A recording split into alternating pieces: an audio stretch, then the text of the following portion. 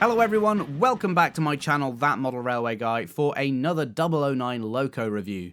There's been quite a few Hunslets about lately, and today we're taking a look at yet another. This time it's the Mainline Hunslet, which was a surprise announcement from Bachmann late last year, with the release following shortly afterwards, and I'm finally getting round to taking a proper look at it. So, let's dive in.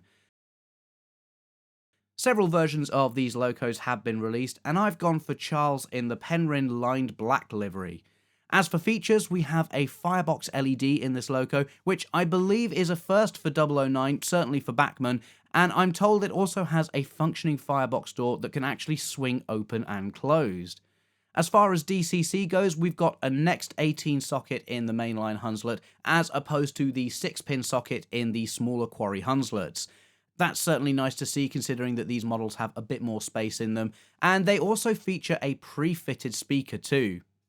In fact, this version of the model I have is factory fitted with a sound decoder, so we'll actually get to hear that in action later on. Of course, with it being sound fitted, that does affect the price, with the RRP for this model coming in at £289.95, or rather around £245 from the retailers, which I think is about what I paid. The standard models are cheaper, with the RRP being £189.95, so £100 cheaper there, and retailers are generally selling those for around £160. The loco itself has a wonderful shape which the model has captured beautifully. The Mainline Hunslets share some similarities with their quarry counterparts, but generally these are bigger, although still fairly nimble locos. The black livery is nicely enhanced by the red and blue lining, similar to what we saw on Nestor, the open cab Hunslet, in my previous review. This frames both the saddle tank and the cab really nicely, giving the loco a certain presence. You can see the lining extends to the sand pots and the cylinder covers at the front of the loco too. And if you look very carefully, you'll see it also runs along the underframe as well, so Bachmann certainly aren't cutting any corners here. It's all very sharp and cleanly printed too, even in the smaller, more difficult to reach areas. In addition, there's nice printing for both the nameplate reading Charles and the builder's plate. And of course, as we've come to expect from the Bachmann narrow gauge range now, separate etched versions of these are included in the detail bag. As always, it's a nice little extra, which helps to somewhat justify the premium price for these models. I do want to point out that the springs have been picked out in red too, which is a really nice little detail. And not only that, but in the chassis cutout, you can see a little bit of the inside motion has been picked out too. Now, that is just static, it's not working, but it's really incredible to see that that detail has been moulded at all, never mind painted. And while we're in this area, the linkage is really nice too, running up to the cylinders at that rather odd angle. This all appears to be made from metal, which again is a really nice touch. The front of the loco is particularly nice too, with the funnel featuring that gold band around the top. Meanwhile, the smokebox has a separately fitted lamp iron, and the handrail and smokebox dart have also been picked out in a nice metallic silver too. I have to admit, I always like this look on a loco.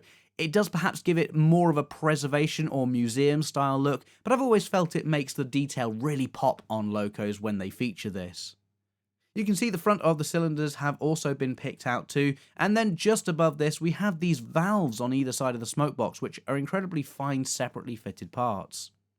In comparison, the buffer beam is painted solid red, but has some nice rivet detailing there too.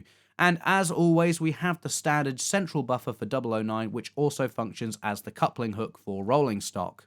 This isn't sprung, but it does have some side-to-side movement for going round curves, although I did note that it doesn't have quite as much freedom as the couplings on the smaller Quarry Hunslet. The other side of the loco then features some additional pipework, which is really quite nice.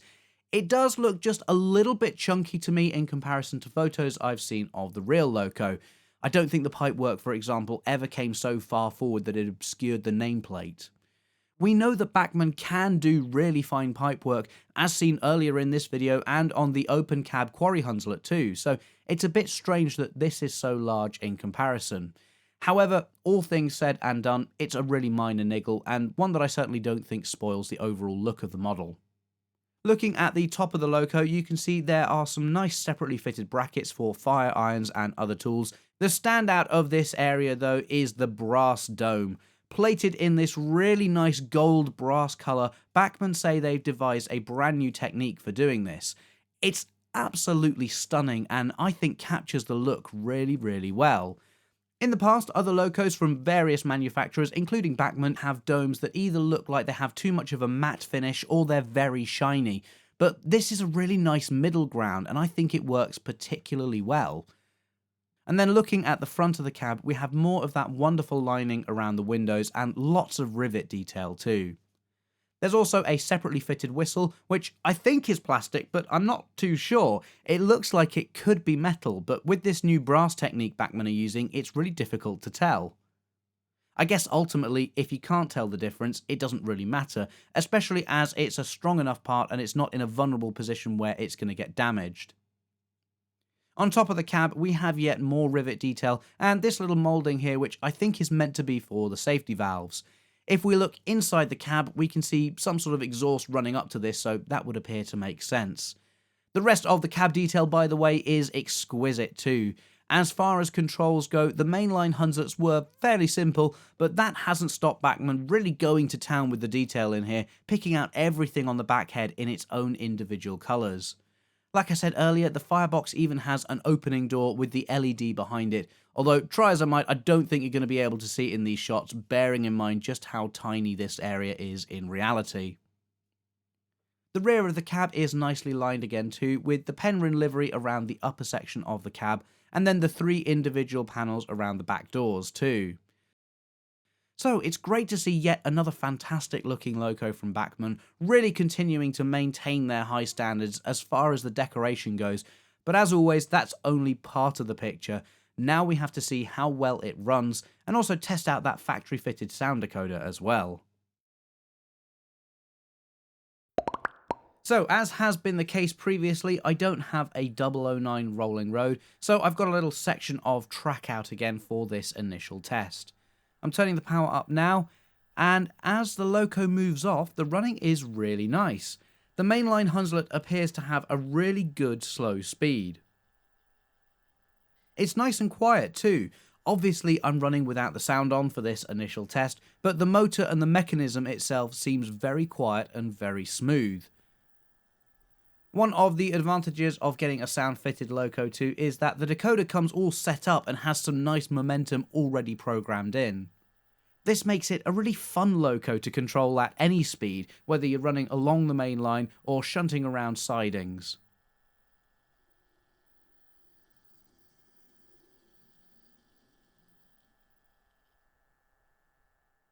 And let's just take a quick look at the firebox LED too.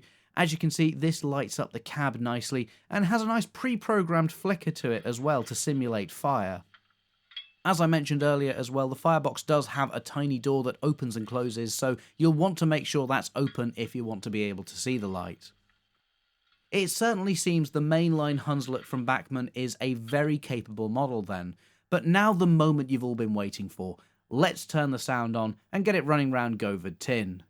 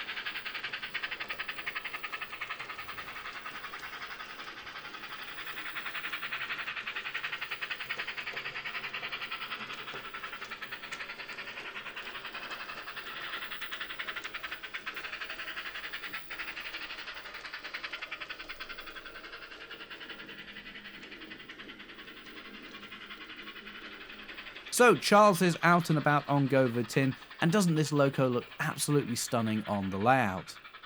The Mainline Hunslet is coping absolutely fine with the tight curves, which, considering it's an 040 with a fairly short wheelbase, I wasn't really expecting to be a problem. However, I did think that because there's quite a lot of overhang, the ends might have swung out, which could have derailed rolling stock. Thankfully, that doesn't seem to be the case, and it's pulling these three little coaches along really quite nicely.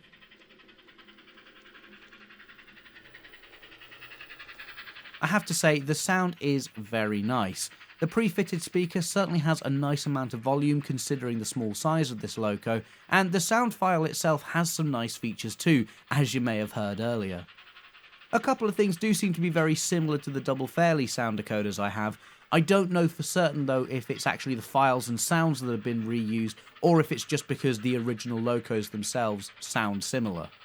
Either way, I don't think it's a major issue, just something that I noticed when I was testing out all the different functions. So, the Mainline Hunslet from Bachmann is another fantastic addition to the 009 range, and another nice loco for those wanting to model Welsh narrow gauge railways. Bachmann have also released another version of the Mainline Hunslet, Linda, in green with its tender as it was seen early on in preservation at the Festiniog Railway. I suspect that's going to be very popular too, and I wouldn't be surprised at all if Bachmann follow that up with Linda and Blanche in their current day preservation guises. They'd certainly be silly not to, so I imagine we'll be seeing those at some point soon, perhaps even later this year. As for Charles here, well, I'm very happy with my model. It looks great, sounds great, and runs really well too, so overall it's another win from Bachmann in my books. I have to admit, all these nice locos are definitely making me want to create a larger 009 layout so that I can give them some longer trains to pull, but that's a little way off yet, I think. Anyway, that's it for today's review. Let me know down in the comments what you think, and don't forget to subscribe while you're here too. Thanks for watching everyone, and I'll see you in the next video. Bye!